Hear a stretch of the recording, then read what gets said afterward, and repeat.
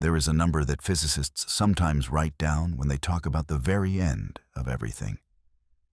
And it is so large that you cannot really say it out loud. It is a 1 followed by 100 zeros, and it counts the years until the last black hole quietly disappears. Tonight, we are going to travel all the way out to that number, slowly, gently, one idea at a time. We will watch the stars burn down, the galaxies drift apart, and the lights go out across the whole of space. Before we begin that long walk into the dark, I would love to know where you are right now. Leave a comment with the place you are listening from and the hours showing on your clock tonight. It always amazes me how these quiet stories reach so many different rooms. And now, let's slow everything down. Take a breath and let your shoulders fall a little lower than they were a moment ago. There is no hurry here. Nothing we talk about tonight needs to be remembered in the morning. And nothing we describe is going to happen for an unimaginably long time. You are safe, you are warm, and the universe has billions upon billions of years left in it before any of this matters. So you can let the ideas wash over you the way you might let the sound of distant rain wash over you, without trying to catch every drop. The end of the universe is one of those subjects that sounds frightening when you first hear about it. And then, the more slowly you look at it, the calmer it becomes. It is not a story about a sudden disaster. It is mostly a story about cooling and quiet, and patience on a scale that no living thing has ever needed. We are going to take that scale apart very carefully, and we are going to give each strange idea enough room to settle. By the time we reach the end, I think you will find that the far future of the cosmos feels less like a threat and more like a long, slow tide going out. Let me start somewhere ordinary, because that is usually the best place to begin. Picture a cup of tea sitting on a table beside you, freshly poured and steaming. You know exactly what is going to happen to it without anyone telling you. It is going to get cooler. The steam will thin out and vanish. After a while, the tea will be exactly as warm as the air in the room and no warmer, and it will stay that way. You have never once seen a cup of tea sitting in a cool room suddenly grow hot again on its own. Heat always seems to flow in one direction, out of the warm thing and into the cooler space around it, until everything is the same temperature and nothing more happens. That simple, everyday fact, the fact that warm things cool down and spread their heat into their surroundings, is one of the deepest truths we know about the universe. It turns out that the whole cosmos behaves a little like that cup of tea. There are hot, bright, concentrated places, the stars, and there is the vast, cold dark all around them. And over enormous stretches of time, the heat keeps flowing from the bright places into the dark, evening everything out. The end of the universe, in its most likely form, is simply that process carried all the way to its conclusion. It is the moment the last warmth finishes spreading into the last of the cold, and the whole of space settles into a single, even, lukewarm stillness. Now, that raises a question, and it is the question that sits underneath this entire video. If everything is cooling and spreading out, then what does the very end actually look like? Does the universe stop? Does it tear itself apart? Does it fall back in on itself? Does it simply fade so gradually that there is never really a final instant at all? Here is the thing that surprises most people when they first learn about it. Physicists do not have just one ending in mind. They have several, and which one happens depends on facts about the universe that we are still measuring. There is an ending made of cold and silence. There is an ending made of tearing and acceleration. There is an ending where everything falls back together into a single point. There is even an ending that could begin, in theory, anywhere, at any moment, and sweep across space faster than light. Tonight, we are going to walk through all of them, and I am going to try to make each one feel as clear and as unhurried as that cooling cup of tea. Let's slow down for a moment and go back to where this whole way of thinking began. Because the story of the end of the universe really starts with people trying to understand steam engines. In the middle of the 19th century, Europe was full of machines that burned coal to make steam, and the steam pushed pistons, and the pistons turned wheels. Engineers desperately wanted to know how to get the most work out of the least fuel.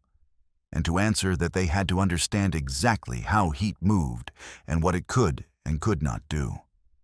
Out of all that very practical, sooty, industrial effort came one of the most profound sciences we have, the study of heat, which we call thermodynamics. The very first seed of all this was planted by a young French engineer named Sadi Carnot, born in 1796. In 1824, when he was still in his 20s, he published a slim book with a plain title, Reflections on the Motive Power of Fire. He was trying to answer what seemed like a purely practical question. Given a certain amount of heat, what is the absolute most work you could ever squeeze out of it, even with a perfect machine that wasted nothing? In trying to answer that, Carnot stumbled onto something far deeper than engine design. He realized that to do work, you do not just need heat. You need a difference. You need a hot place and a cold place, and the work comes from heat flowing between them. Without a difference, even an ocean of warmth is useless. Carnot died young, only 36 years old, taken by cholera in 1832, and he never saw how far his small book would travel. But that single insight, that work comes from differences and not from heat alone, is the quiet foundation under everything we are talking about tonight. Hold that thought for a moment, because it is the heart of the whole story, dressed in its simplest clothes. A difference is what lets things happen. Sameness is where things stop. One of the central figures who built on Carnot's work was a German physicist named Rudolf Clausius, born in 1822. He spent years thinking carefully about heat and engines, and in 1865 he gave a name to a quantity that had been quietly haunting the whole subject. He called it entropy. The word itself was chosen to sound a little like energy, but to mean something almost opposite in spirit. Where energy is about how much can happen, entropy is about how spread out and unusable that energy has become. I know that word, entropy, can make people's eyes glaze over. So let me set the term aside for a second and give you the feeling of it first. Think again about your warm tea cooling in a cool room. At the start, there is a real difference between the hot tea and the cold air. And a difference like that can be put to work. You could, in principle, use that temperature gap to drive a tiny engine. But as the tea cools and the room warms, that difference shrinks. And once everything is the same temperature, the difference is gone, and there is nothing left to drive anything. The energy is all still there. Not a single bit of it has vanished. It has just become smooth, even, and useless. Entropy is the name we give to that smoothness, that evenness, that loss of useful difference. When entropy is low, there are sharp contrasts, hot here and cold there, and things can happen. When entropy is high, everything is bland and equal, and the action stops. Clausius summed up the whole of thermodynamics in two short statements that he published in that same year, 1865. The first was that the energy of the universe is constant. The second was that the entropy of the universe tends toward a maximum. Read those two sentences slowly and let them sit together. The total energy never changes, but the usefulness of that energy keeps draining away. The universe is not running out of fuel. It is running out of differences. Around the same time, on the other side of the English Channel, a Scottish-Irish physicist named William Thomson was thinking along very similar lines. You may know him better by the title he was later given, Lord Kelvin, the same name that lives on in the temperature scale that starts at absolute cold. As early as 1852, Kelvin had written about what he called a universal tendency in nature toward the dissipation of energy. He saw that heat always trickles from hot to cold, never the other way on its own. And he understood that this had a direction built into it, an arrow that points only forward. And here is where the idea first reached out to touch the whole cosmos. If energy is always spreading from hot to cold, and if the universe is one connected thing, then the universe as a whole must be sliding, slowly and steadily, toward a state where everything is the same temperature everywhere. Kelvin and others, including the German physicist Hermann von Helmholtz, began to talk about a final condition they sometimes called the heat death of the universe. It is a chilling-sounding phrase, but try to hear it gently tonight. The heat death is not fire. It is the opposite of fire.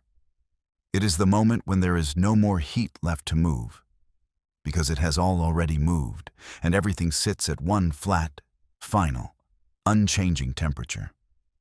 Let me give you the simplest possible picture of the heat death, before we make it more complicated, because the simple version is worth holding on to. Imagine a house at night. In the early evening, lights are on in many rooms. The kitchen is warm from cooking. Someone is awake upstairs. The whole place is full of differences. Then, hour by hour, the lights go off one by one. The oven cools. The last person goes to sleep. By the deepest part of the night, every room is dark. Every room is the same cool temperature, and nothing in the house is doing anything at all. The house has not been destroyed. Everything is still there. Every wall, every cup, every blanket. It has simply gone quiet and even and still. The heat death of the universe is that same picture, scaled up to include every star and every galaxy, and stretched across a length of time so vast that the word slowly hardly does it justice. It is worth pausing to notice how deeply this idea unsettled people when it first arrived, because the story of the end of the universe is not only a scientific story, it is a human one. When the notion of the heat death spread through the educated world in the second half of the 19th century, it landed like a quiet grief. Here, for the first time, was a scientific argument that the universe itself was running down, that all the warmth and striving and life would one day simply cease, not through any sin or catastrophe, but as a plain consequence of physics. For a culture that had often imagined the cosmos as eternal and unchanging, this was a profound shock. You can feel its shadow in the writing of the time, in essays and poems touched by a new kind of melancholy about the far future. One writer caught it more vividly than anyone. In 1895, the English author H.G. Wells, born in 1866, published a short novel called The Time Machine. Near its end, the traveler journeys not just centuries, but millions of years into the future, far past the fall of humanity, and stops at last on a cold beach beneath a dying sun. Wells described a swollen red sun hanging motionless over a still, dark sea. The world grown silent and frigid, the last faint life clinging to a chilling shore. He had taken the physics of Kelvin and Clausius, the slow dissipation of energy, and turned it into an image so haunting that it has never quite left us. What science had stated as an equation, Wells made into a feeling, the feeling of standing at the cold, far edge of time. I bring this up because I want you to know that the unease you might feel hearing about all this is an old and very human response, shared by thoughtful people for more than a century. And yet, as we are finding tonight, the closer you look and the more slowly you walk through it, the less it frightens, and the more it begins to feel like something you can rest inside. There is one more person I want you to meet before we go on, because he gave entropy its deepest meaning, and because his story has a tenderness to it that I think belongs in a video like this. His name was Ludwig Boltzmann, an Austrian physicist born in 1844. Where Clausius and Kelvin described entropy from the outside in terms of heat flowing and temperatures evening out, Boltzmann asked what entropy really is, down at the level of the tiny particles that make up everything. And the answer he found is one of the most beautiful ideas in all of science. Let me give it to you slowly. Imagine the air in your room. It is made of an astonishing number of tiny molecules, all flying about, bouncing off one another and off the walls. Now, there are countless different ways those molecules could be arranged while still looking, to you, like the same ordinary roomful of air. The molecules could be in this exact spot or that one, moving a little faster here or a little slower there, and you would never notice the difference. There are, however, only a very few arrangements that would look unusual, where, say, all the air happened to gather in one corner and leave the rest of the room a vacuum. Boltzmann's great insight was that entropy is simply a measure of how many arrangements look the same. A low entropy state is special and rare, like all the air bunched in a corner. A high entropy state is common and ordinary, like the air spread evenly everywhere. The universe drifts toward high entropy not because anything pushes it, but simply because there are overwhelmingly more ways to be spread out than to be bunched up. Things become even because even is, by far, the most likely thing to be. That is why your tea cools and your room never spontaneously fills with all its air in one corner. It is not forbidden. It is just so wildly unlikely that you would wait far longer than the age of the universe to see it happen even once. Boltzmann carved his famous formula relating entropy to these arrangements, and after he died, it was engraved on his gravestone in Vienna, where it still sits today. His life ended sadly, by his own hand in 1906, before his ideas were fully accepted by the scientists of his time. But he had seen further into the nature of order and disorder than almost anyone. And the whole story of the end of the universe is, in a sense, the story of his insight playing out across the longest stretch of time imaginable. There is a charming puzzle connected to all this, dreamed up by the Scottish physicist James Clerk Maxwell back in 1867.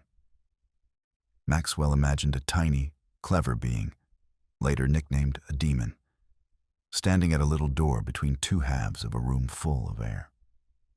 The demon watches the molecules approach, and it opens the door only to let fast ones through to one side and slow ones through to the other.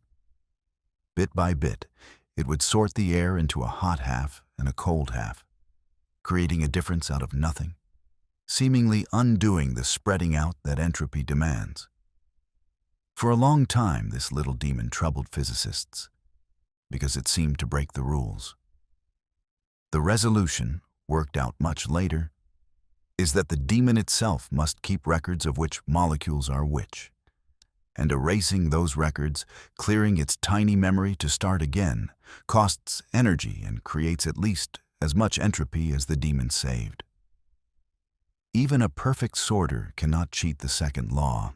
The universe always finds a way to keep the books balanced, and the slow slide toward sameness always, in the end, wins.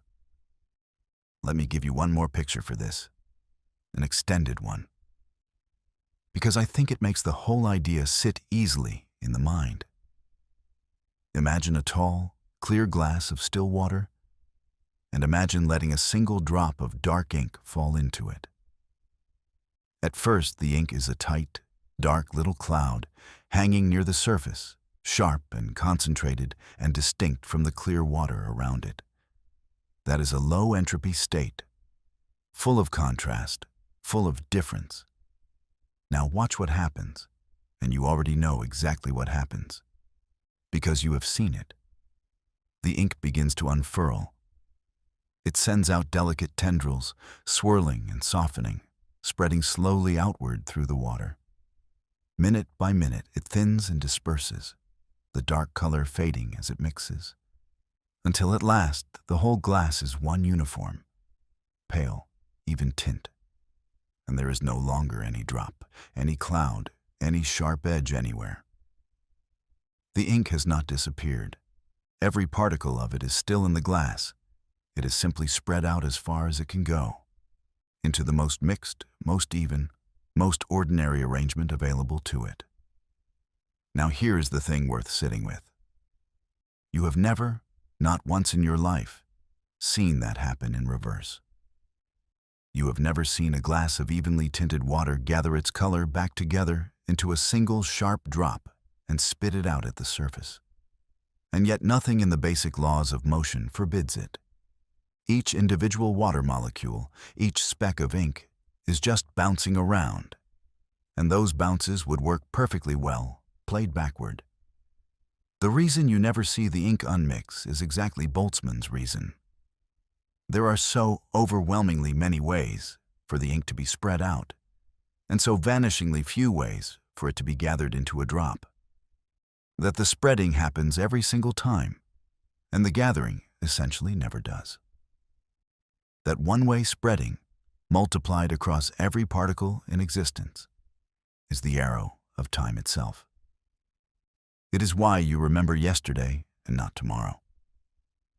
It is why the cup of tea cools and the ink disperses, and the stars, in the fullness of time, burn down.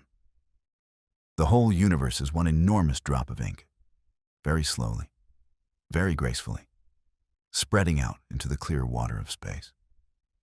Now, you might be wondering how the stars fit into this, because the stars are the most obvious source of heat and light in the whole sky. And the stars are exactly where the long story really lives. So let's spend some time with them. A star is, in a sense, a way for the universe to release the heat that was locked up when matter first gathered together. Deep in the core of a star like our sun, hydrogen is being pressed so tightly and heated so fiercely that the atomic nuclei fuse together to make helium, and that fusion releases an enormous amount of energy. That energy works its way out and pours into space as sunlight. Every star you have ever seen is a furnace doing this, turning light elements into heavier ones and shedding warmth into the dark. Think about this for a second, because it reframes what a star really is. We tend to think of a star as a thing that creates light and warmth, as if it were adding something to the universe. But in the language of everything we have been discussing, a star is really a place where the great cooling is happening, especially fast. A star takes the concentrated energy locked up in its core and pours it out into the cold of space, raising the entropy of the universe, helping the warmth spread from where it is bunched up toward where it is thin. A star is not fighting the slide toward sameness. A star is the slide toward sameness, made visible, made beautiful, burning brightly precisely because so much warmth is rushing out of it into the dark all at once. Every star in the sky is a small, glorious episode in the universe's long exhale.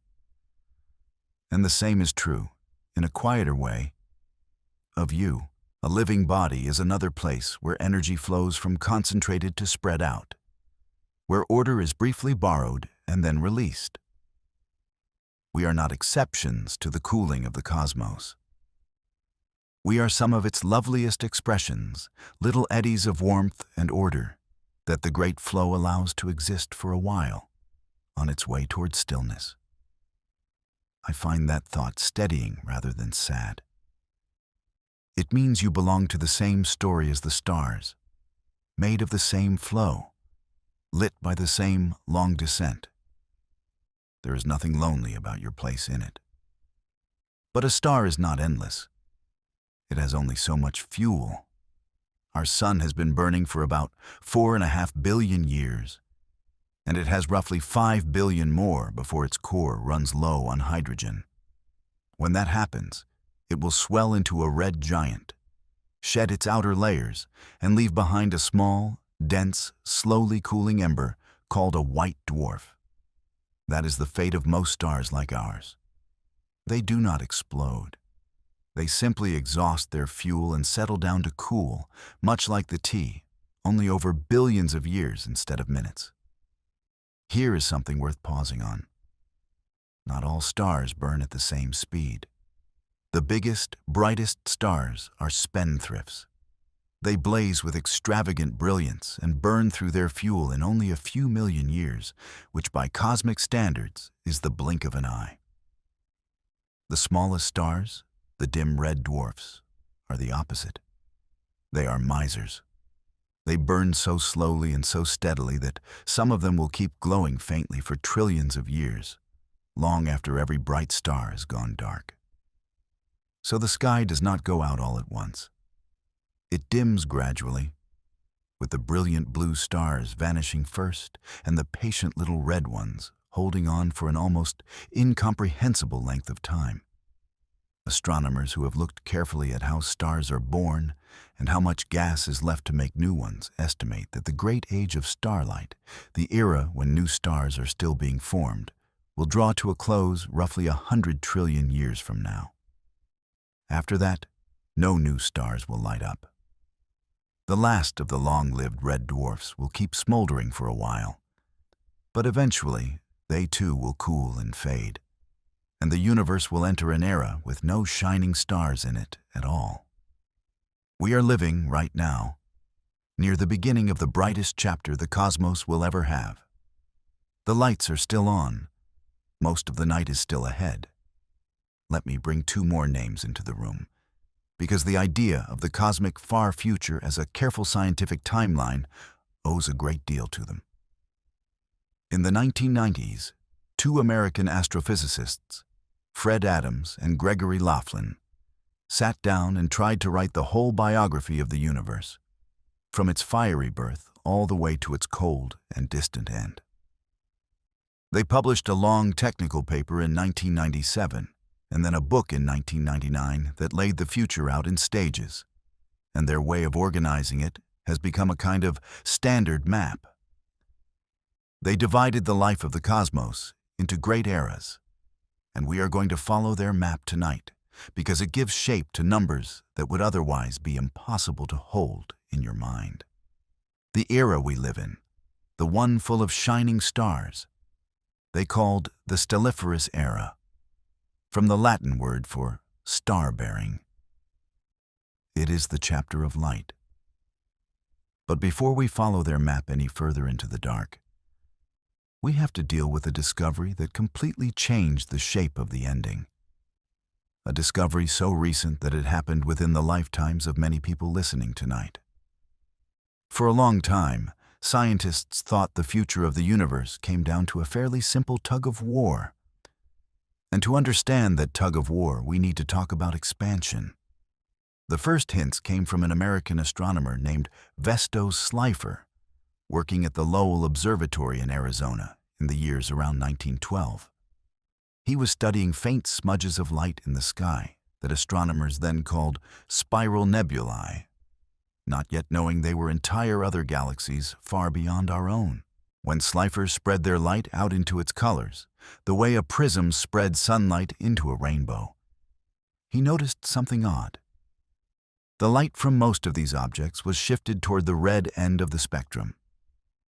Now, a shift toward red is what you would expect if something is moving away from you, stretching the light as it goes, much the way the pitch of a train's whistle drops lower as the train rushes past you and recedes into the distance. Slipher had found that these mysterious smudges were nearly all fleeing from us, and quickly. He did not know what it meant. He had simply, quietly, recorded the first evidence that the universe was on the move. Around the same time, a brilliant Russian physicist named Alexander Friedmann, born in 1888, was working through Einstein's equations of gravity with pencil and paper. Einstein himself had assumed the universe was static, unchanging, the same forever.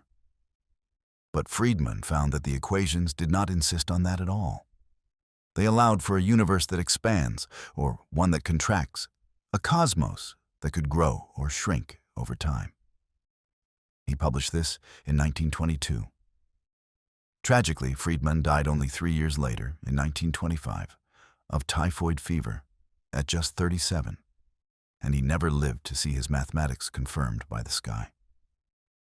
But he had shown, on paper, that an expanding universe was not just possible, but natural.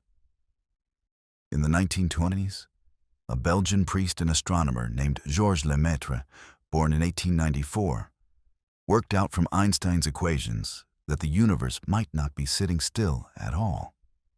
It might be expanding, with space itself stretching and carrying the galaxies apart from one another. A few years later, in 1929, the American astronomer Edwin Hubble, born in 1889, measured the light from distant galaxies and found that the farther away a galaxy was, the faster it appeared to be rushing away from us. This was the observational proof. The universe really is expanding. Every galaxy is, on average, drifting away from every other, not because they are flying through space, but because the space between them is growing. Let me give you an everyday way to feel this, because it is genuinely strange. Imagine a loaf of raisin bread before it goes in the oven. The raisins are scattered through the dough. As the loaf bakes and rises, the dough swells, and every raisin moves away from every other raisin. No raisin is at the center. From the point of view of any single raisin, all the others seem to be retreating, and the ones farthest away retreat fastest, simply because there is more swelling dough between them. The galaxies are the raisins, space is the dough, and the expansion is the rising. You are inside the loaf, watching the other raisins drift off, and so is everyone, everywhere, all at once. There is one more piece of evidence I want to give you, because it connects the expansion directly to the cooling we have been talking about all along. If the universe is expanding now, then long ago it must have been much smaller and much hotter, all its matter and energy squeezed close together. As it expanded, it would have cooled. The way the air rushing out of a pump or a spray can feels cold as it spreads. And that early heat should still be here, stretched out and faded, a faint afterglow filling all of space. In 1964 and 1965, two radio engineers at Bell Laboratories in New Jersey, Arno Penzias and Robert Wilson, were testing a large antenna when they kept picking up a faint, steady hiss they could not get rid of. They cleaned the antenna, they checked every wire. They even removed some pigeons that had nested inside it. The hiss remained, coming evenly from every direction in the sky. What they had found, without looking for it, was that afterglow, the cooled-down echo of the universe's hot beginning, now known as the cosmic microwave background. It earned them the Nobel Prize, and it is, in a real sense, the oldest light there is. Here is the detail I love most about it. That ancient light has now cooled to only about 3 degrees above the coldest temperature there is, the temperature we call absolute zero. The whole universe is bathed in this faint, cold glow. And as space keeps expanding, the glow keeps stretching and cooling, drifting slowly, age after age, toward absolute zero itself, though it will never quite arrive. The cooling of the cosmos is not a prediction about the distant future. It is happening right now, very gently, all around you, in the oldest light in existence. So here was the tug of war that people imagined for most of the 20th century. On one side, the expansion, pushing everything apart. On the other side, gravity, the mutual pull of all the matter in the universe, trying to slow that expansion down and haul everything back together. Which side wins, people thought, decides how the universe ends. If there was enough matter, enough gravity, then the pull would eventually overcome the expansion. The galaxies would slow, stop, and begin to fall back toward one another. The universe would contract, faster and faster, the way a ball thrown upward slows, stops, and falls back to your hand. Everything would rush together, growing hotter and denser, until the whole cosmos collapsed into a single searing point. Physicists gave this dramatic ending a name. They called it the Big Crunch, a mirror image of the Big Bang, the expansion run backward into a final, fiery implosion. Let me linger on the Big Crunch for a moment, because even though we now think it unlikely, it is a vivid thing to imagine, and imagining it carefully helps the other endings make more sense by contrast. Picture the expansion slowing over billions of years, the galaxy's outward drift gradually losing its momentum, until at last there comes a turning point, a single distant age, when the universe reaches its largest size and pauses, perfectly balanced, before it begins, ever so slowly, to fall back together. At first, the contraction would be gentle, almost unnoticeable. But it would build. The galaxies that had spent eons drifting apart would begin to draw closer. The light from distant galaxies, instead of stretching toward red, would start to compress toward blue. The cosmic background glow, that faint cold afterglow we talked about, would slowly warm again as the space it fills shrank. Over immense spans, the sky would grow brighter and hotter, rather than darker and colder, until eventually the whole universe became a furnace once more. All its matter crushed together, all its stars and worlds dissolved back into a single searing density, and then, perhaps, into a point. The Big Crunch is the only ending where the universe grows hotter at the close instead of colder. It is the fiery death, the one that runs the film of creation backward. And here is a thought that some physicists found irresistible. If the universe could collapse into a single point, the way it may have begun in a single point, then might it bounce?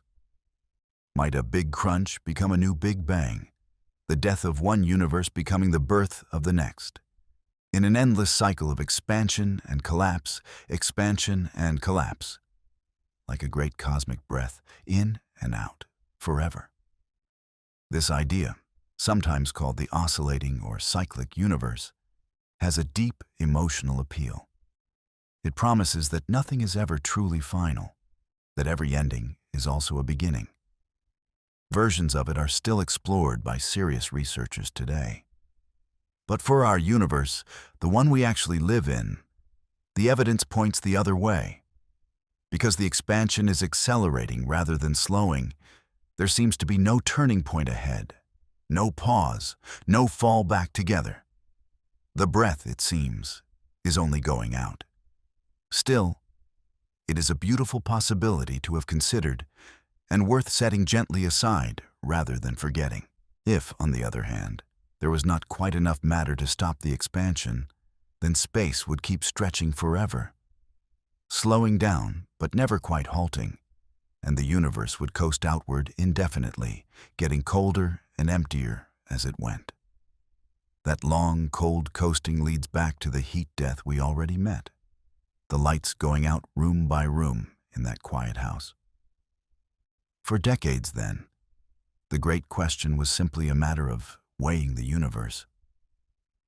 Count up all the matter, measure the rate of expansion, and you could predict which fate awaited us, the fiery crunch or the cold fade. It seemed like a clean choice between two endings. And then, in 1998, The sky delivered a result that nobody had quite expected, and it changed everything. Let's slow right down for this part, because it is the hinge on which the modern story of the ending turns. Two separate teams of astronomers had set out to measure how fast the expansion of the universe was slowing down. They were not arguing about whether it was slowing. Everyone assumed gravity must be putting on the brakes. The only question was, how hard? One team was led by Saul Perlmutter, and the other included Brian Schmidt and Adam Rees. Both teams were studying a special kind of exploding star, a type of supernova that always shines with very nearly the same true brightness, which makes it a reliable yardstick for measuring cosmic distances. By comparing how bright these explosions looked to how bright they truly were, the astronomers could work out how far away they sat. And by reading the stretch in their light, they could tell how much the universe had expanded since the light set out. When the results came in, they made no sense at first. The distant supernovae were dimmer than expected, which meant they were farther away than they should have been if the expansion had been steadily slowing. The only way to fit the numbers was to accept something that sounded almost absurd. The expansion of the universe is not slowing down at all. It is speeding up. Space is flying apart faster now than it was billions of years ago, and the rate is still increasing. Take a moment with that, because it overturned the entire tug-of-war. The astronomers themselves did not want to believe it at first. When you find a result that overturns what everyone expects, your first instinct, if you are a careful scientist, is to assume you have made a mistake. So both teams went back over their work, hunting for errors, checking whether the distant supernovae might just look dim for some ordinary reason, whether dust between the galaxies might be dimming the light, whether the ancient explosions might somehow be different from the nearby ones they were compared against. They tested every explanation they could think of, and one by one the ordinary explanations failed. The dimming was real, and the only thing that fit was the unsettling conclusion that the expansion was accelerating. There is something moving about that. Two rival teams, working separately, each hoping at some level to find the other wrong, both arriving, reluctantly, at the same strange answer. That is how you can tell a discovery is solid. Nobody wanted it to be true, and it was true anyway. There was supposed to be a battle between expansion and gravity, with gravity slowly winning back ground. Instead, something was pushing space apart harder and harder, overpowering gravity on the largest scales, as if a hidden force were pressing on the cosmos from the inside. The two teams shared the Nobel Prize in Physics in 2011 for this discovery, and it remains one of the strangest and most important findings in the history of science. The mysterious something doing the pushing was given a name, though the name is really a confession of ignorance. We call it dark energy. The word dark here does not mean black or sinister. It means hidden, unseen, not yet understood.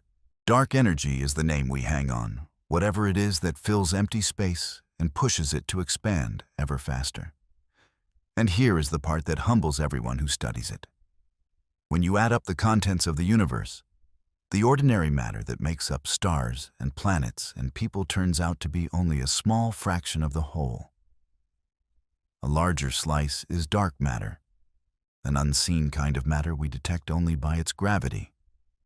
And the largest slice of all, around 7/10 of everything, is this dark energy. The stuff we are made of, the stuff of every star and every world, is a minority ingredient in a cosmos dominated by things we cannot yet see or explain. There is a lovely twist of history hidden in dark energy, and it reaches all the way back to Einstein himself. When Einstein first wrote down his equations of gravity in 1917, he, like nearly everyone then, believed the universe was static, neither expanding nor contracting, but his own equations kept wanting the universe to move. So he added an extra term by hand, a kind of built-in pressure in empty space that could push outward and balance gravity's inward pull, holding the cosmos still. He called this term the cosmological constant, and he tucked it into his equations to force the universe to behave. Then Hubble and the others showed that the universe was expanding after all, that it had never been static. And Einstein, the story goes, regretted the whole patch, reportedly calling the cosmological constant his greatest blunder. He removed it and wished he had simply trusted his equations to begin with. And here is the quiet irony that makes scientists smile even now. That term Einstein threw away, that pressure built into empty space, looks a great deal like exactly the kind of thing dark energy might be. The blunder he was ashamed of may have been one of his deepest insights, only arriving decades too early. We still do not know whether dark energy truly is a cosmological constant, a fixed and eternal pressure in the vacuum, or whether it is something subtler that shifts over time. That single uncertainty, as we are about to see, is the fork in the road that decides which ending the universe is walking toward. Now, why does this matter so much for the ending? Because the discovery of accelerating expansion took the big crunch off the table for most physicists. If space is being pushed apart harder and harder, then the galaxies are not going to slow, stop, and fall back together. They are going to keep flying apart, faster and faster, forever. The fiery implosion that people once imagined is, as far as we can tell, not how the story goes. The dominant force in the universe is not pulling things together. It is driving them apart. But, and this is where it gets genuinely interesting, the discovery of dark energy did not simply confirm the cold, quiet heat death. It opened up new and stranger possibilities, because everything now depends on a question we cannot yet answer. The question is this: does dark energy stay the same forever, or does it change? Let me explain why that one question splits the future into different roads. If dark energy is a constant, a steady pressure that stays exactly the same in every cubic meter of space for all time, then the universe expands forever at an ever-increasing rate. The galaxies spread apart, the stars burn down, and we slide gently into the cold and dark version of the ending. This is the path most physicists currently consider most likely, and it leads, by a long and patient road, to a refined and modern version of the old heat death. But if dark energy is not constant, if it grows stronger over time, then something far more violent waits at the end.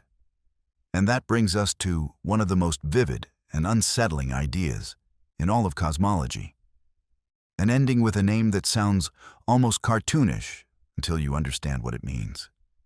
It is called the Big Rip. Let's take this one slowly, because it is easy to picture wrongly.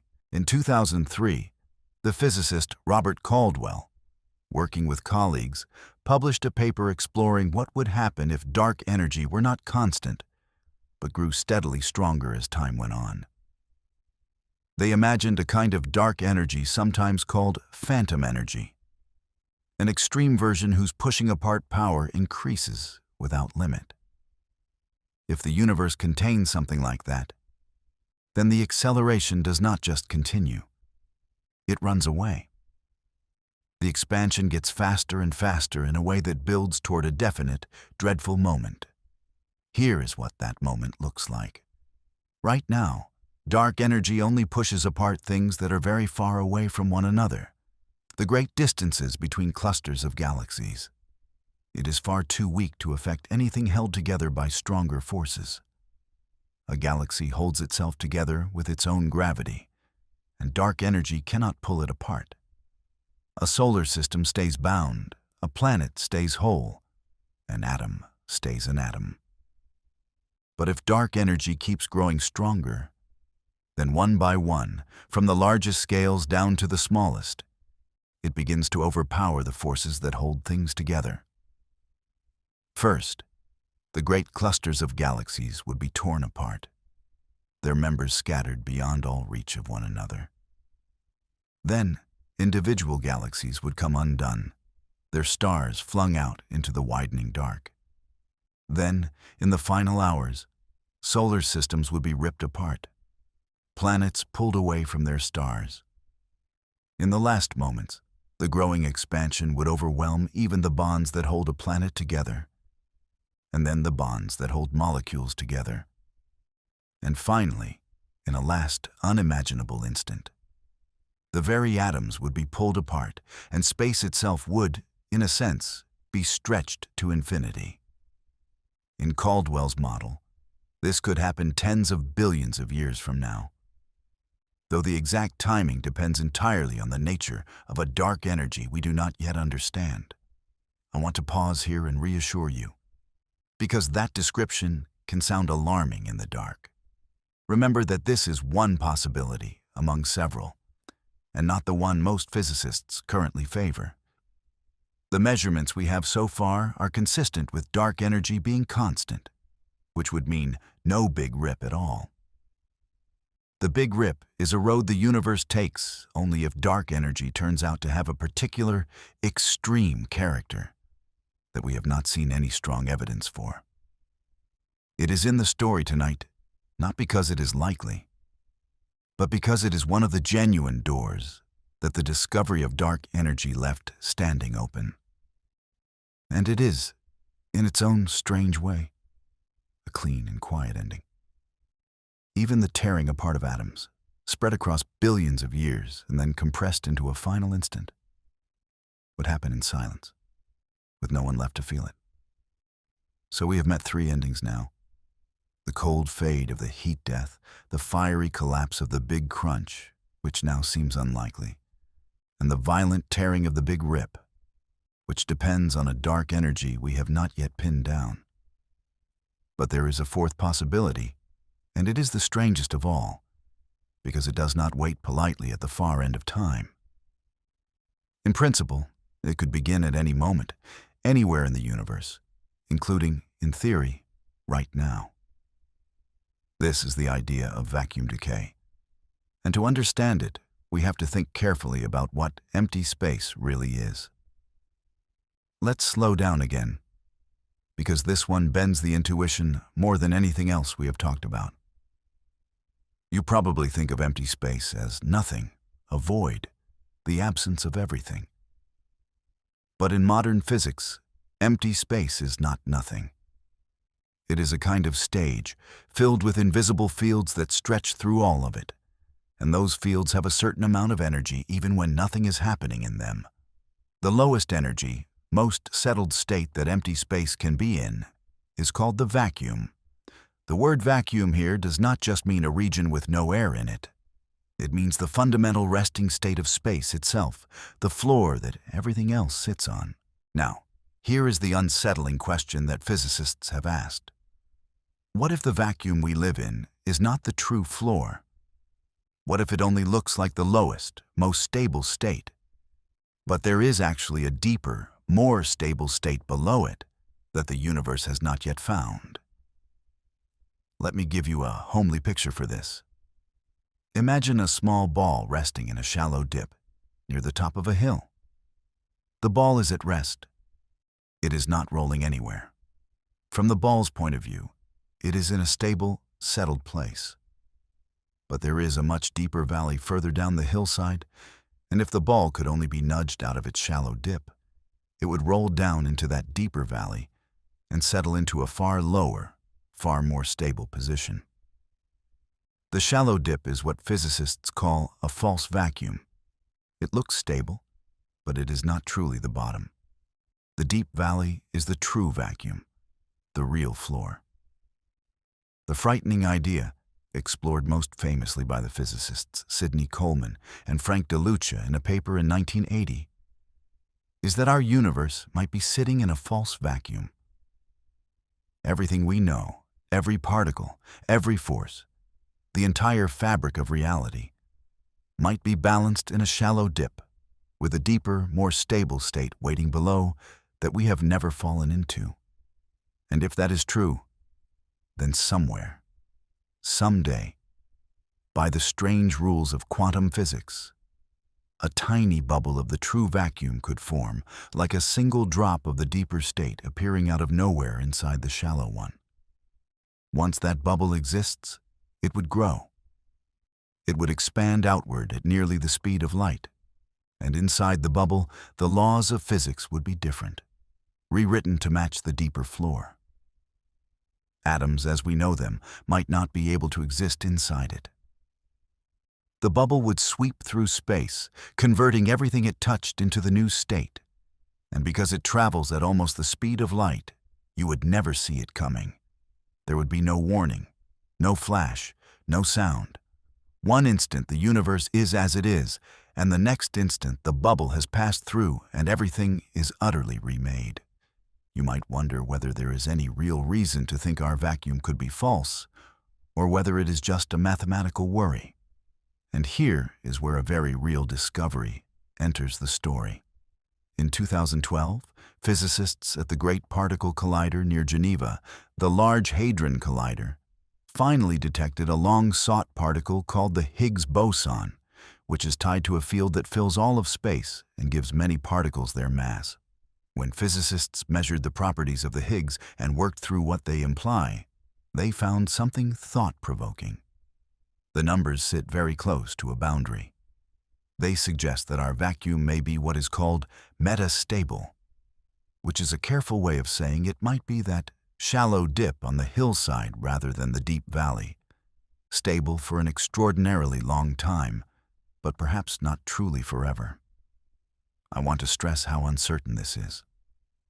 The measurements are near a knife's edge, and small refinements could push the answer either way. But it means the idea of a false vacuum is not merely a fantasy. It is a genuine possibility that our best current physics quietly raises, and then, in the same breath, reassures us about because the waiting times involved are so vast. I can feel how heavy that sounds. So let me lift it back up with the truth of the matter, because the truth is genuinely comforting. As far as we can tell, if our vacuum is false at all, it is extraordinarily stable. The universe has already existed for nearly 14 billion years without any such bubble sweeping over us. And the calculations suggest that the typical waiting time for such an event, if it can happen at all, is vastly longer than the current age of the universe, longer than almost any number we have talked about tonight. So while vacuum decay is a real idea that serious physicists take seriously, it is not something to lie awake over.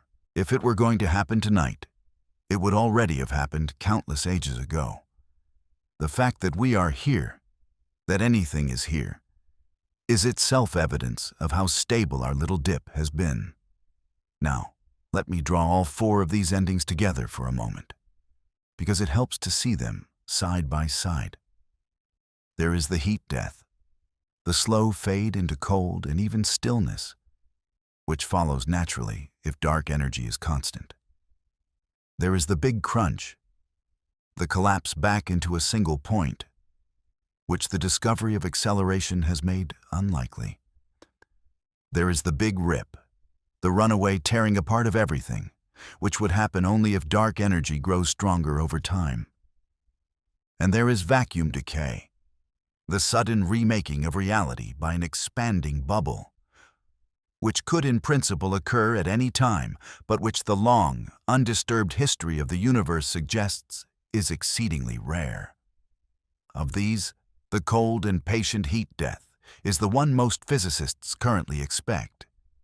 And it is the one whose long timeline Fred Adams and Gregory Laughlin mapped out so carefully. So let us follow that map now, all the way down into the deep dark, because it is the most likely road.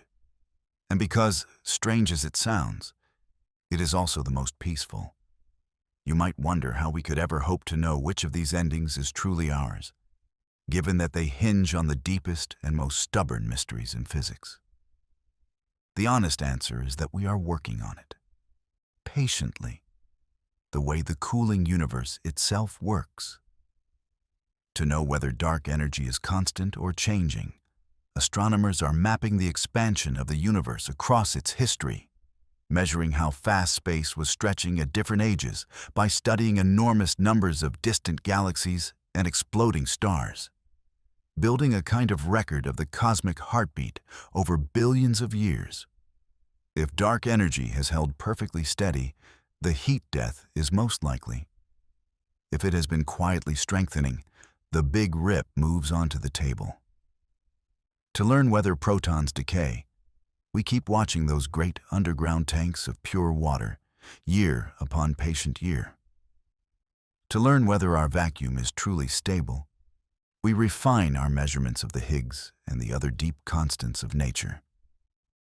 Each of these is a slow, careful, decades-long effort, carried out by thousands of people who will never see the ending they are studying, working simply for the joy of knowing a little more.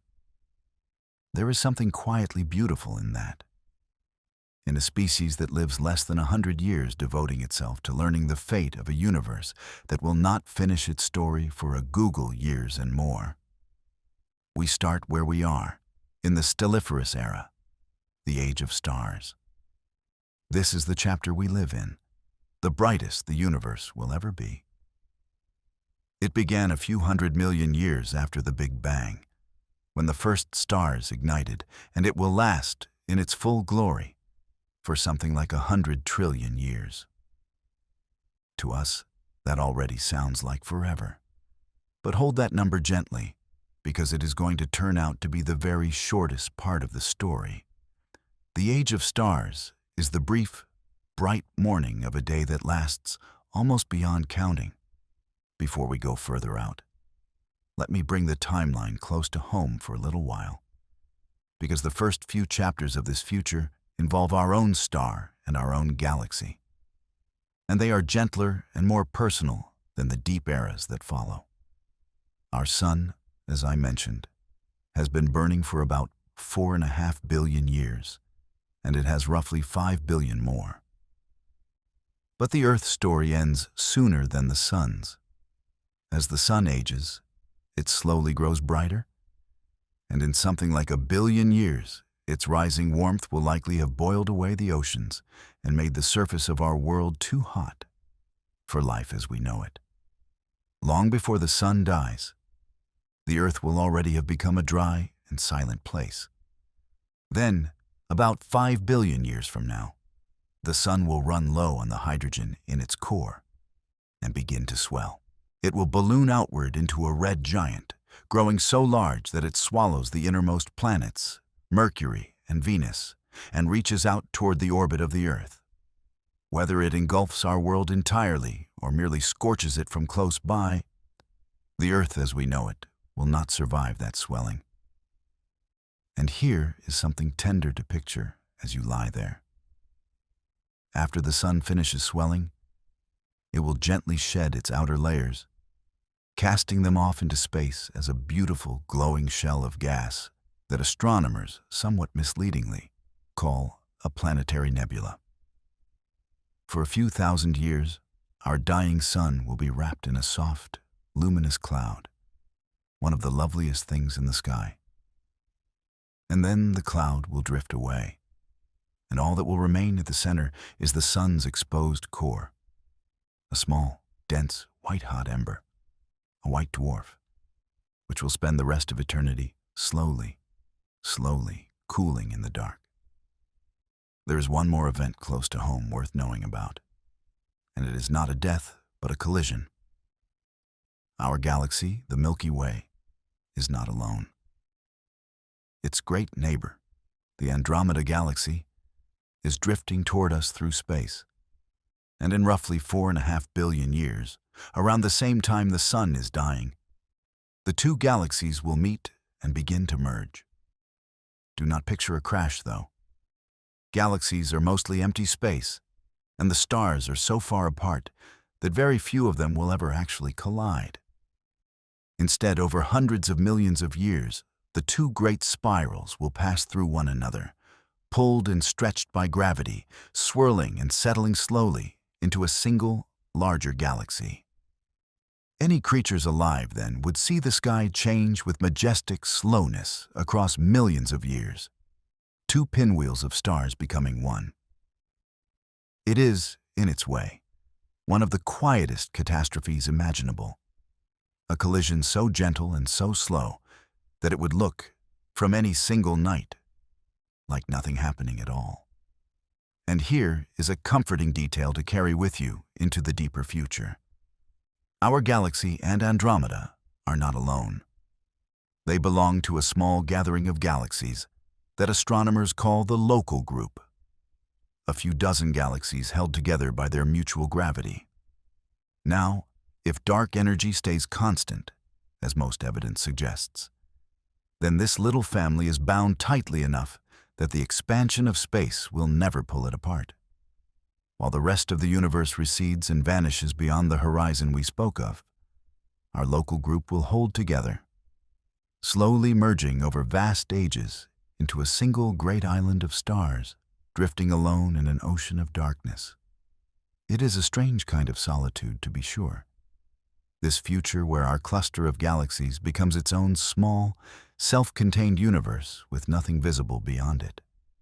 But there is also something cozy in it, like a single warmly lit house standing alone on a wide dark plain. Everyone inside still together, still close, even as the wider world fades from view. Whatever stars and remnants remain in that long twilight will remain near one another, members of the same quiet household until the very end. There is a lesson hidden in that, I think, about scale. Dark energy is powerful enough to drive whole galaxy clusters apart across billions of light years, and yet it is utterly powerless against the gravity holding a single galaxy together. Powerless against the bonds within a solar system, powerless against the floor beneath your feet. The grandest force shaping the fate of the universe cannot so much as lift a feather from a table. It only matters across distances so vast that the mind goes quiet trying to picture them.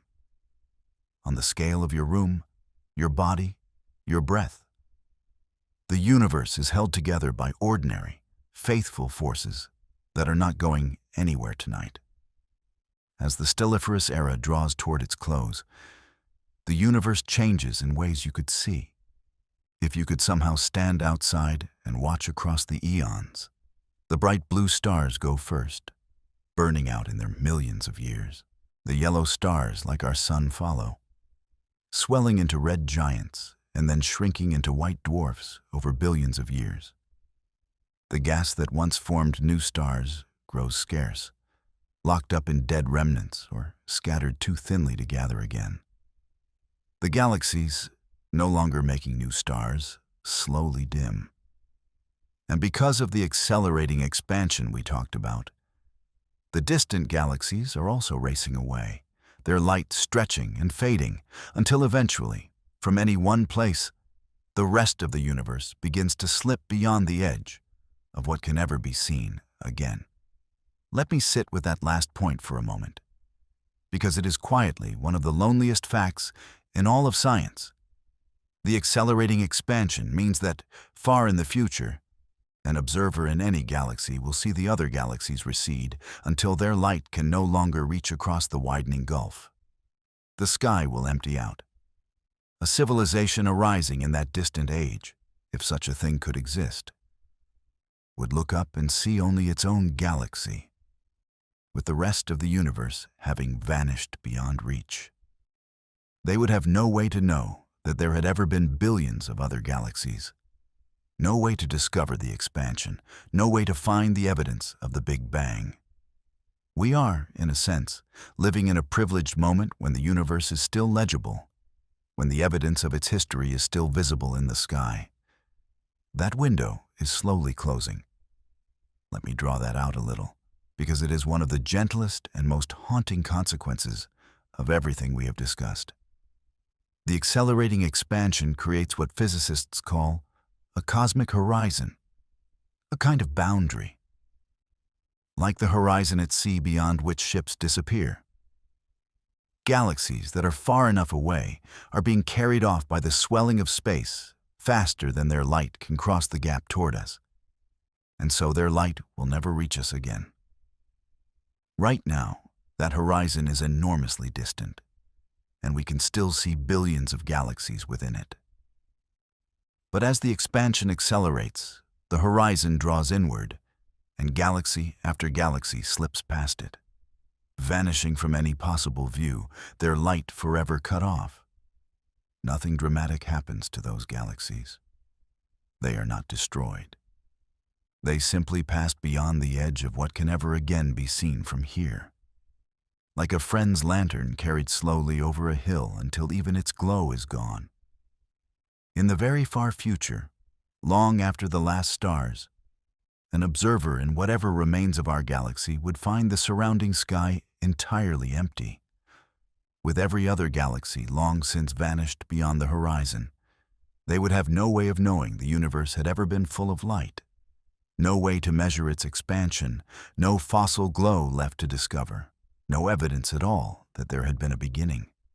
The deepest truths about the cosmos would have become, by then, unknowable.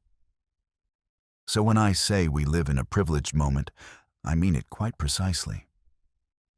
We happen to be here while the universe is still young enough to tell us its story, while the lanterns are still visible on the hills. That is not a small thing. That is a kind of luck almost too large to feel. When the last stars finally gutter out, somewhere around 100 trillion years from now, the stelliferous era ends, and the universe enters what Adams and Laughlin called the degenerate era.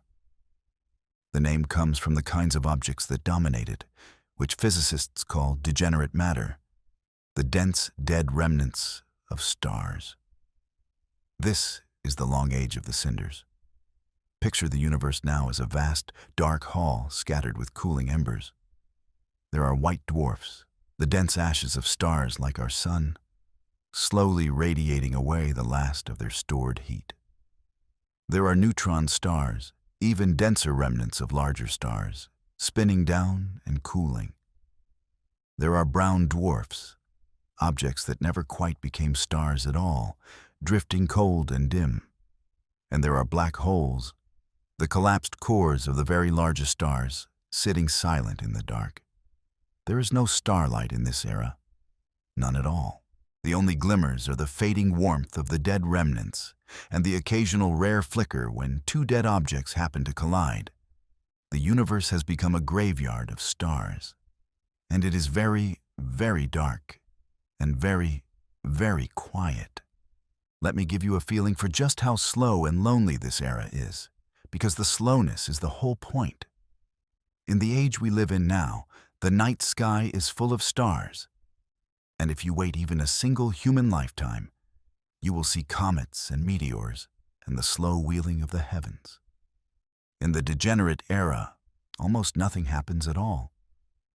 The dead remnants drift through a space so expanded that they rarely come anywhere near one another.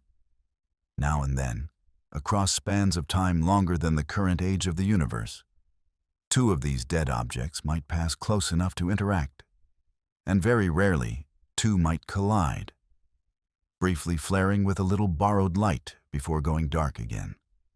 Some of these collisions might even briefly reignite a flicker of fusion, a single dim ember of a star kindled for a moment in the vast dark, and then extinguished. But these events are so rare, separated by such enormous gulfs of time, that the era is, for all practical purposes, motionless.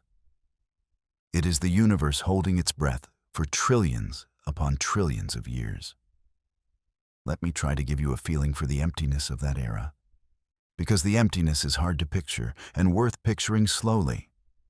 Imagine the space between the dead remnants growing and growing as the universe expands, until the distances are so vast that light itself, the fastest thing there is, would take longer to cross from one cinder to the next than the entire present age of the universe.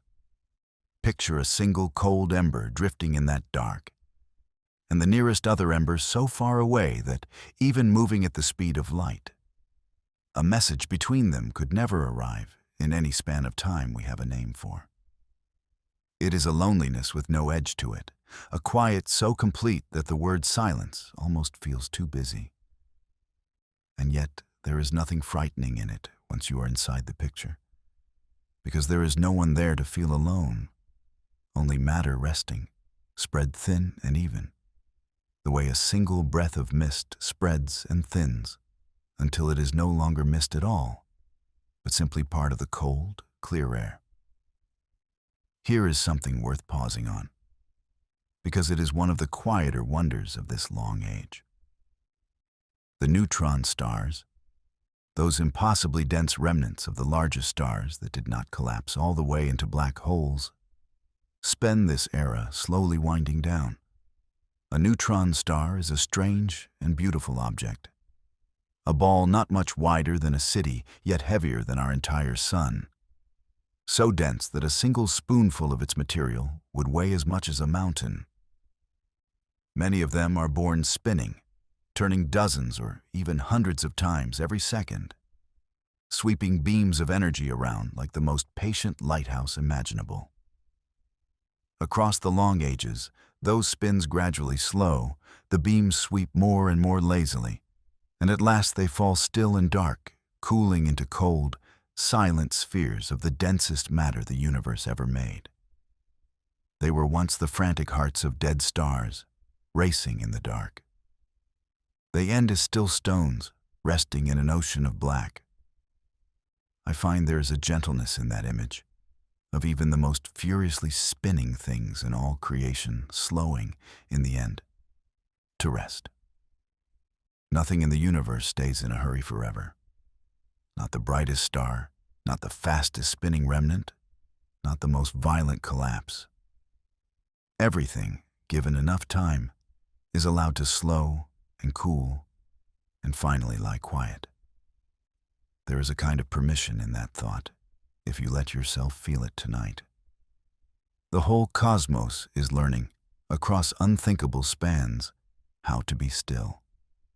You are simply learning it a little sooner and a little faster, here in the warm dark of your own room.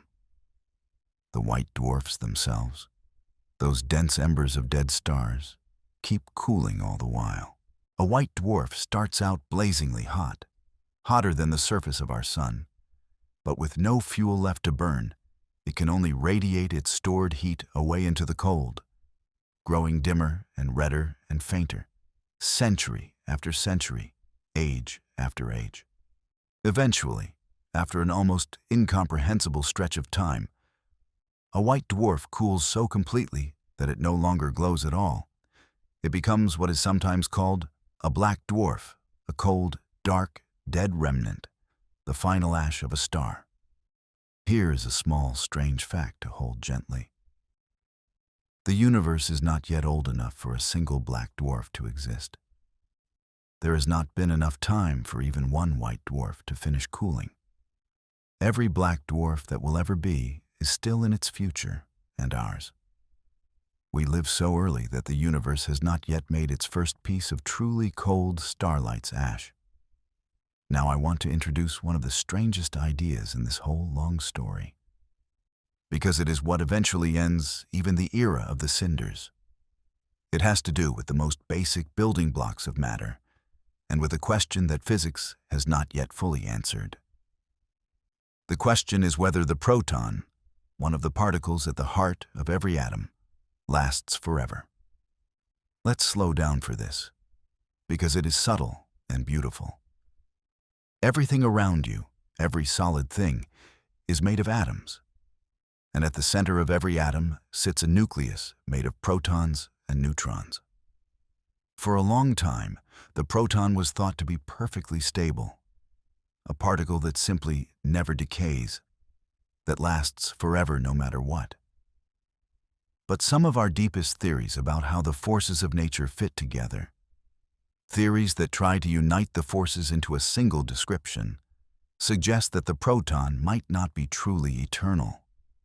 They suggest that, very, very rarely, a proton might break down, decaying into lighter particles and radiation. Not often, not in any way you could ever notice. But over a long enough time, every proton might eventually come undone. How long is long enough? The experiments we have done, deep underground in enormous tanks of ultra-pure water watched by sensitive detectors in places like the Super Kamiokande experiment in Japan, have never seen a single proton decay. There is something quietly heroic about how we look for this. Picture an enormous tank, deep inside a mountain in Japan, far underground to shield it from the noise of cosmic rays.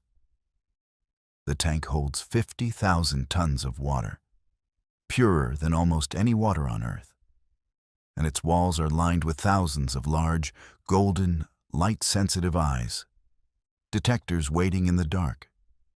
The idea is simple and patient. If a proton inside all that water were ever to decay, it would give off a tiny, characteristic flash of light, and those golden eyes would catch it. So physicists sit and watch this vast tank of still water, year after year, waiting for a single proton out of an unimaginable number to come apart. So far, after many years of watching, they have never seen one do it. And that patient absence of any flash is itself a precious piece of knowledge. That tells us that if protons decay at all, they must do so incredibly rarely, with a typical lifetime longer than 10 billion trillion years, a number with more than 30 zeros in it. To give you a feeling for how long that is, the entire history of the universe so far, all 14 billion years of it, is utterly negligible by comparison, less than a rounding error. But in the degenerate era, time is precisely what there is the most of. And so, if protons do decay, then over those colossal stretches, the dead stars themselves begin to evaporate.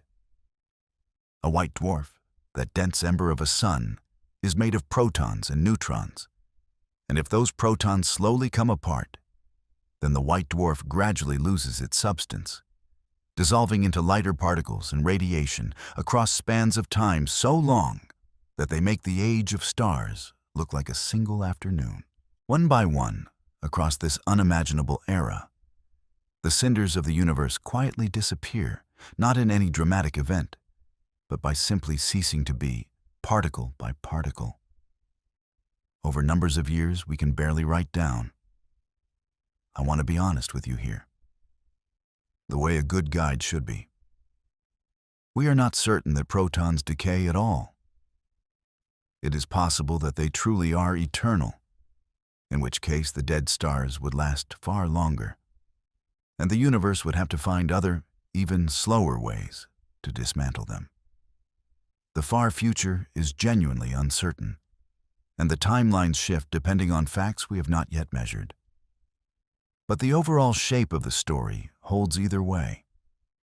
Whether by proton decay or by even slower processes, the era of the cinders eventually ends, and the universe moves into its next great chapter, the one ruled by the only objects left standing. The black holes. Adams and Laughlin called this the black hole era, and it is the longest chapter of all, so long that the previous eras, vast as they were, become almost nothing beside it. Let me set the scene. By now, every star is dead, every white dwarf and neutron star has evaporated away, and the universe is darker and emptier than anything we can really imagine. Spread thinly across an enormously expanded space are the black holes, the last great structures left. Some are the size of a few suns, the remnants of large stars. Others are monstrous, the supermassive black holes that once sat at the centers of galaxies, with the mass of millions or billions of suns. They sit in the dark, having swallowed what they could swallow long ago, and now they simply wait. And here is where we come to the most beautiful and surprising idea in the entire far future. the discovery that black holes are not, after all, truly eternal. For most of the 20th century, a black hole was thought to be a perfect one-way door. Anything that fell in could never come out, and nothing could ever escape, not even light. A black hole, it seemed, could only grow or stay the same. It could never shrink, and it could certainly never disappear. The first crack in the idea of the perfectly eternal black hole came from a young researcher named Jacob Bekenstein, born in 1947. In the early 1970s, he was puzzling over a problem that seemed almost like bookkeeping. If entropy, that measure of disorder and spreading out, can never decrease in the universe, then what happens when you drop something full of entropy, a hot cup of gas, say, into a black hole? Does its entropy simply vanish from the universe, breaking the great rule? Bekenstein argued that it could not vanish. Instead, he proposed something startling. A black hole must itself have entropy, a vast amount of it, and that entropy must grow whenever anything falls in. So the books always balance. He even worked out that a black hole's entropy is tied to the area of its boundary, its horizon. This was a strange and bold claim, and many doubted it, because if a black hole has entropy, then by the deep logic of physics, it must also have a temperature, and anything with a temperature must give off heat. But a black hole was supposed to swallow everything and emit nothing. Bekenstein's idea seemed to demand the impossible. And then, in the early 1970s, a young British physicist named Stephen Hawking, born in 1942, found something that astonished everyone, including himself. Let's go slowly, because this is genuinely one of the most elegant results in all of physics. Hawking combined two great theories that usually live in separate worlds. One is the physics of the very large, of gravity and space and time, which describes black holes. The other is the physics of the very small, of quantum mechanics, which describes the strange behavior of particles. And when he looked carefully at what quantum mechanics implies for the empty space right at the edge of a black hole, he found that a black hole should not be perfectly black after all. It should glow ever so faintly, giving off a feeble trickle of radiation. We now call it Hawking radiation, and the glow is real, even if it is far too faint for us to detect from any black hole we know. Here is a gentle way to feel why this happens. Empty space, as we said earlier, is not truly empty. It seethes at the tiniest scales, with brief flickers of energy, pairs of particles popping into being and vanishing again almost instantly. Normally, these pairs appear and disappear too quickly to matter. But right at the edge of a black hole, at the boundary called the horizon, something can go wrong with that quick disappearance. One member of a pair can fall in across the horizon while the other escapes outward. The escaping particle carries energy away, and because energy and mass are two faces of the same thing, the black hole loses a tiny sliver of mass in the process. Particle by particle, over time, the black hole leaks itself away into the dark.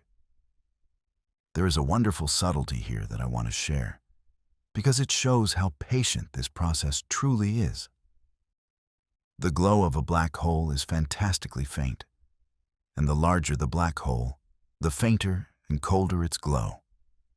A black hole with the mass of our sun has a temperature so low that it is far, far colder than even the cold cosmic background glow that fills space today. And that means something curious. Right now, in our era, a black hole cannot really evaporate at all, because the space around it is warmer than the black hole itself. And so it actually absorbs more warmth from the cosmic background than it gives off. It is like an ice cube sitting in a slightly less cold freezer. For a black hole to begin truly shrinking, the whole universe must first cool down below the black hole's own faint temperature. And so these giants must wait. They must wait through the long emptying of the cosmos, through the slow cooling of that background glow toward absolute zero, until, at last, the universe grows colder than they are. And only then can they begin, ever so slowly, to evaporate. The black holes are the most patient things in all of creation. They sit in the dark for ages beyond ages, simply waiting for the universe to grow cold enough to let them go. Now, here is the part that matters for the end of the universe. Because a black hole slowly radiates its mass away, it must, given enough time, evaporate completely. It shrinks, and as it shrinks, it glows a little brighter and evaporates a little faster, until in its final moments, it disappears in a last small burst. The black hole, that supposed eternal one-way door, turns out to be mortal after all. It just takes an amount of time that makes everything we have discussed so far look hasty. How long? It depends on the black hole's size, and here the relationship runs the opposite way to what you might guess. A small black hole evaporates faster, and a large one evaporates slower, far slower. A black hole with the mass of our sun would take something like 10,000 trillion years to evaporate. A number so large it is hard to even speak. And the giant supermassive black holes, the ones with the mass of billions of suns, take far longer still. The largest black holes in the universe will not finish evaporating until something like a 1 followed by 100 zeros years have passed. That number, a 1 with 100 zeros after it, has a name. It is called a googol. The last black holes will linger for a googol years. Sit with that for a moment, in the quiet. A googol years, the age of stars, those 100 trillion years that seemed like forever, is to a googol years as a single heartbeat is to the entire history of the universe so far. And even that comparison falls hopelessly short. The black hole era is so long that the human mind has no honest way to hold it. All we can do is name it and let it be, and feel the strange peace of a universe patient enough to take that long to finish a single thought. And then, one by one, even the black holes go. The smaller ones first, then the larger, and finally, after a googol years, the very greatest of them flickers out in a last faint burst of radiation, and the last structure the universe ever made is gone. There is nothing left now but a thin, cold haze of stray particles and dim radiation spread across a space that has expanded beyond all imagining, growing ever colder, ever emptier, ever closer to a perfect, featureless calm. This final chapter, the one with no stars, no cinders, no black holes, nothing but the faintest scattered remnants drifting in the dark. Adams and Laughlin called the dark era. It is the true heat death at last. It is the cup of tea finally, completely, at the same temperature as the room. Forever. There is one last subtlety even here, at the very bottom of time, and it is a strange and almost tender one. If our universe really does carry that constant dark energy, that fixed pressure in empty space, then even the emptiest, coldest, most final state may not be perfectly, absolutely cold. The cosmic horizon created by that dark energy is thought to carry its own incredibly faint warmth, a temperature so unimaginably close to absolute zero that it makes the cold of deep space today look like a blazing fire by comparison. It is a whisper of heat, the faintest stirring imaginable, associated with the boundary of the observable universe itself. And so the very last state of everything may not be a perfect, frozen nothing, but an almost perfect calm, holding within it the very smallest possible flicker, a temperature so low that nothing meaningful can ever come of it. And yet, not quite, not absolutely, zero. The universe, it seems, can approach perfect stillness, drawing nearer and nearer across endless time. But it may never fully, finally arrive. There is always the faintest warmth left over, like the last embers of a fire that has burned so low you can no longer see them. But if you held your hand very close, you might just feel them there.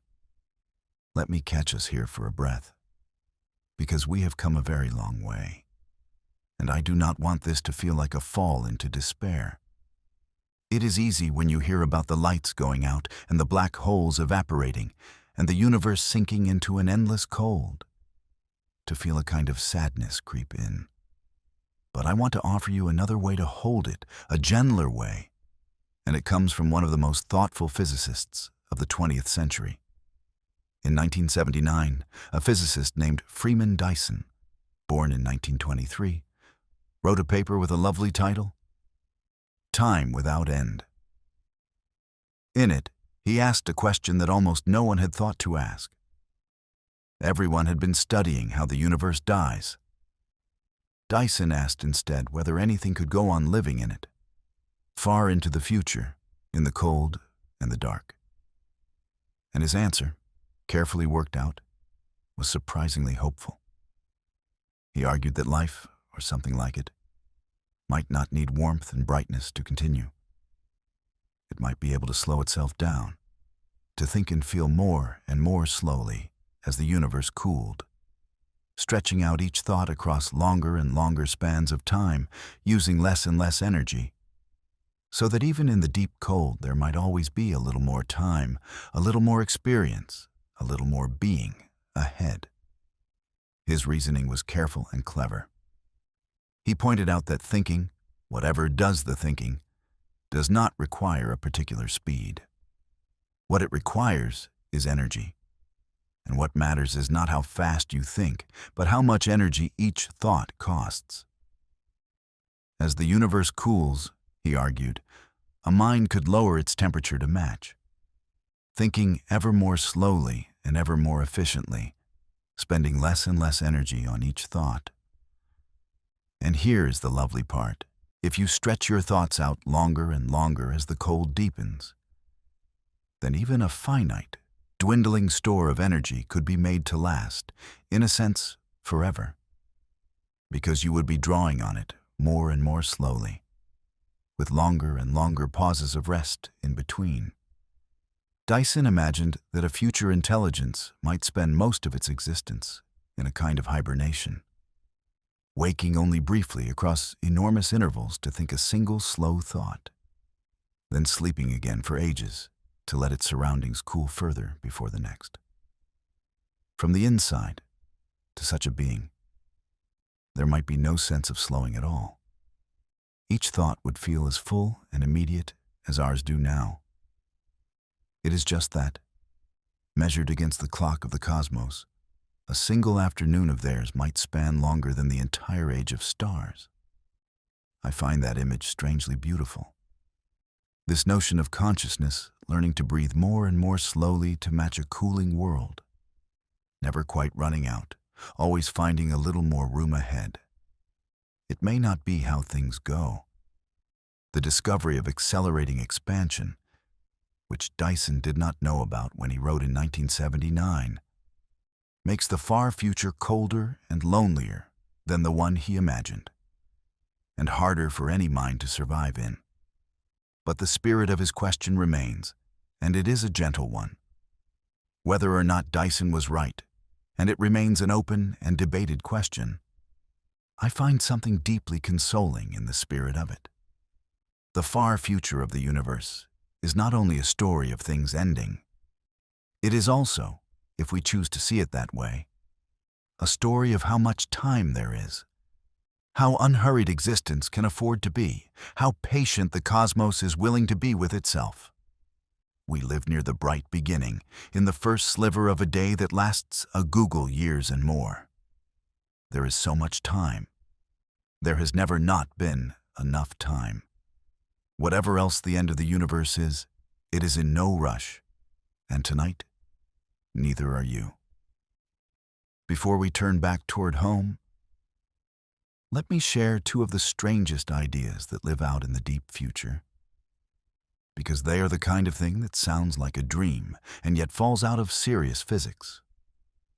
The first goes back to a French mathematician named Henri Poincaré, born in 1854. He proved, back in 1890, that certain closed systems, if you wait long enough, will eventually return very close to whatever state they started in, simply by random chance.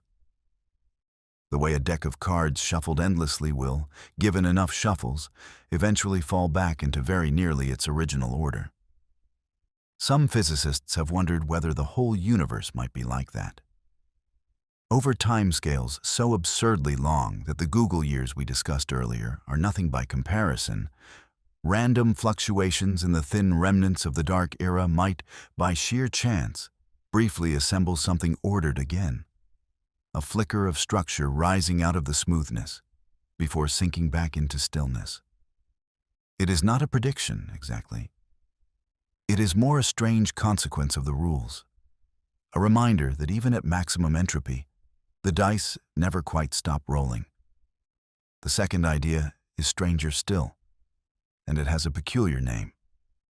It is sometimes called the Boltzmann brain, after the same Ludwig Boltzmann we met earlier.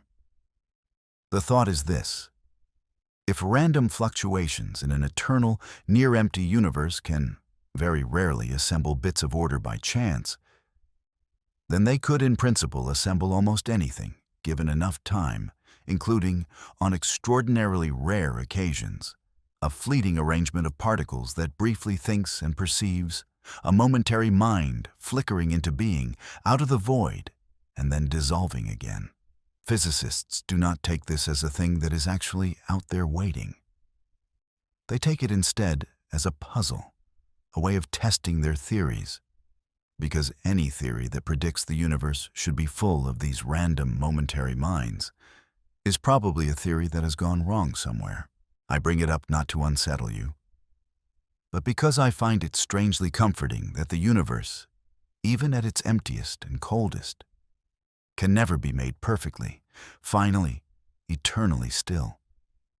There is always the faintest possibility of something, somewhere stirring. Set those two ideas down gently now, the way you would set down a curious stone you found on a walk. They are not things to carry to sleep. They are just proof of how rich and surprising the far future remains, even after everything we know has faded. Now, I want to bring all of this a little closer to you, because it is one thing to talk about a Google years, and quite another to feel why any of it should touch your ordinary evening. So let me draw a line from the deep future back to the room you are sitting in. Everything we have talked about tonight, every era and ending, rests on a single thread that runs through the whole of physics. The simple fact that the universe has a direction in time. That cup of tea cools and never spontaneously reheats. The lights in the house go off and do not come back on by themselves. Eggs break and do not unbreak. There is a before and an after, and they are not the same. And the difference between them is exactly the slow, steady increase of that quantity Clausius named in 1865, entropy. The spreading out of usefulness into evenness. The reason you remember the past and not the future. The reason you grow older and not younger. The reason your tea cools is the very same reason the stars will one day burn out. It is all one process. One arrow pointing always in the same direction, from the sharp and ordered toward the smooth and still. And here is something I find quietly beautiful about that. The fact that the universe is winding down is the very thing that makes anything happen at all. If everything were already smooth and even, if entropy were already at its maximum, there would be no differences to drive anything, no flow of heat, no chemistry, no light, no thought. It is precisely because that the universe began in such an extraordinarily ordered, low-entropy state and has been slowly, gloriously running down ever since, that there is room in the middle of the story for stars and oceans and music and you. We are made possible by the descent. We are something the universe does on its long way from order to stillness. Every warm thing you have ever loved, every fire, every living body, including your own, is a place where the great, slow cooling pauses to make something beautiful before it moves on. I think that is worth holding on to, especially in the dark, especially as you drift toward sleep. The end of the universe is not a verdict on your small, warm, particular life. It is the distant horizon of a process that, in this moment, in this room, is busy keeping you alive. The same flow that will one day spread the last starlight into the cold is right now beating your heart and warming your hands and filling your lungs with quiet breath. Let me return, before we let everything go soft, to the question we started with, the one that sits under the whole video. Before that, let me lay the whole long ladder of time out gently in front of you, all in one place, so the pieces settle into order, because there is a deep calm in simply hearing the steps in sequence.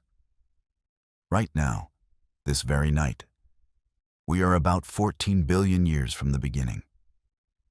In roughly 1 billion years, the slowly brightening sun will likely have made the Earth too warm for life. In about 5 billion years, the sun will swell into a red giant and then fade to a white dwarf around the same time our galaxy and Andromeda finish merging into one. In 100 trillion years, the last new stars will form, and the long age of starlight will draw to its close. Then comes the degenerate era, the era of cooling cinders, stretching out for an almost unspeakable span, perhaps until protons themselves begin, ever so slowly, to decay, dissolving the dead stars over numbers with 30 or 40 zeros in them. Then, the black hole era, longer still, in which the last great black holes sit patiently in the dark, waiting for the universe to cool enough to let them evaporate. Until at last, after a Google years, a 1 followed by 100 zeros, the very greatest of them flickers out. And then the dark era, the final, endless calm, stretching on with no real end at all, only colder and quieter and more still, forever. Hear how the numbers climb. 14 billion, 100 trillion, then zeros beyond counting, then a Google. Each rung of that ladder dwarfs the one below it so completely that the earlier rungs vanish into nothing. And we are standing, tonight, on the very lowest rung, in the warm and crowded brightness at the bottom of an almost infinite staircase leading up into the dark. There is no need to climb it. There is only the quiet comfort of knowing how unhurried the whole ascent will be, how much time there is, how gently each age gives way to the next. Now, to the question we started with, the one that sits under the whole video. What does the end of the universe actually look like? And I think the honest, calm answer is that we do not yet know for certain, and that the uncertainty itself is a kind of comfort. It depends on the nature of dark energy, which we are still measuring. It depends on whether protons decay, which we have not yet seen. It depends on whether our vacuum is truly the bottom of the hill or only a shallow dip, which we cannot fully test. The ending is not fixed. It is still, in part, an open question, and the people working to answer it are working tonight, in observatories and underground laboratories and quiet offices around the world, with the same patient curiosity that led Clausius and Kelvin and Hubble and Lemaitre and Hawking and Dyson before them. But the most likely ending, the one the evidence leans toward, is the gentlest one. It is not fire. It is not tearing. It is not a sudden remaking. It is a slow, slow fading. The stars burn down over trillions of years. The cinders cool and dissolve over numbers we can barely name. The black holes evaporate across a Google years and more. And then, at the very end, there is simply a vast, dark, even calm, growing colder and quieter forever, with no sharp edges left anywhere. Nothing left to flow, nothing left to change. It is the universe, at last, completely at rest. There is a kind of peace in that, if you let yourself feel it. Not an ending like a door slamming, but an ending like a long exhale that never quite finishes. Like the last warmth leaving a room so slowly that there is never a single moment you could point to and say, there. That was the end. Just less and less, gentler and gentler, quieter and quieter, forever. So let us begin to let it all settle now, the way the universe itself will one day settle. Let your attention come back, slowly, from the Google years and the evaporating black holes, back across the long dark eras, past the cooling cinders and the dimming galaxies, back through the age of stars, back to this one small bright moment in the early morning of the cosmos, where you happen to be alive. Come all the way back to your own galaxy, and then your own star, the sun, still burning with billions of years left in it. Come back to your own small world, turning quietly in the dark. Come back to the country you named in your comment, and the city around it, and the building you are in, and the room, and the bed or the chair, or the soft place where your body is resting right now. Feel how warm you are. That warmth is not nothing. It is the universe, in this place, in this instant, holding off the great cooling, keeping a small fire lit. Every breath you take is part of the same long story we have been telling, the slow and patient unwinding of an ordered cosmos into rest. And you are one of the beautiful things that happens along the way. There is no need to hold any of these ideas anymore. The heat death, the big rip, the big crunch, the false vacuum, the proton's slow decay, the evaporating black holes, the dark era and the stelliferous era, and all the names. You can let every one of them go now, the way the universe will one day let go of its last starlight. They will still be true in the morning, whether you remember them or not. None of it needs you to stay awake. The people who worked all this out, Rudolf Clausius with his entropy, Lord Kelvin with his dissipation of energy, Edwin Hubble and Georges Lemaitre with their expanding universe, the supernova hunters who found the acceleration, Robert Caldwell with his big rip, Sidney Coleman with his false vacuum, Fred Adams and Gregory Laughlin with their map of the eras, Stephen Hawking with his glowing black holes, and Freeman Dyson dreaming of life that lasts forever in the cold. They have all left their thoughts here for us, like lamps placed along a very long, very dark hallway. You do not have to walk that hallway tonight. You only have to know that the lamps are lit, and that there is so much time, more time than the mind can hold, stretching out softly in every direction. So rest now. Let your breathing slow to match the long, patient rhythm of the cosmos. Let the warmth of your own small fires spread gently through you. The stars are still burning. The night is still young, by every measure that matters.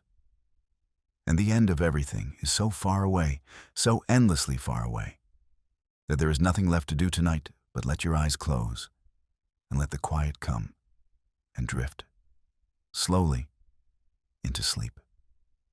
If your thoughts wander back, in these last soft minutes, to a swelling red sun or an evaporating black hole, or that final, faint, almost zero warmth at the bottom of time, let them wander, and then let them settle.